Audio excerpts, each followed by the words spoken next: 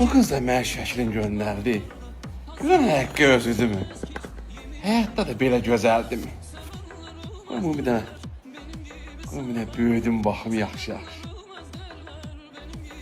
Kimin şəklinə baxırsan? Hay Allah, ürəyin düşsün, ürəyin düşsün, ürəyin düşdü. Düşsün sən ürəyin. Kimin şəklidir o? Bu, yenə ki bu. Yenə başladın sən. Yenə başladın sən. Bəsdir də. Bəsdir də, Dürdana, bəsdir də. Telefonu ver şəklə baxım. Şəkil var burada. Ben buradayım. Ben yıkılmışam səndən bura. Özümü öldürəcəm. Özümü öldürəcəm. Sən də can tutarsın. Mən də can tutarsın.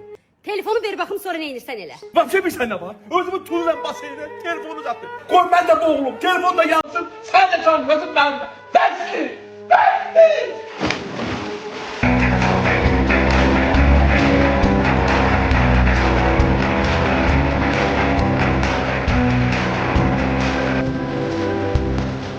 Ala.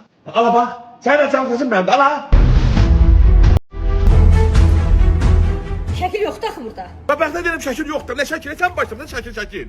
Deyirəm yaxşı bu akıya suyun altında işləyirik. Nə təsirdir mən suyun altında şəkli. Bu aktil varsa biz kişilərə ölüm yoxdur da, ölüm yoxdur.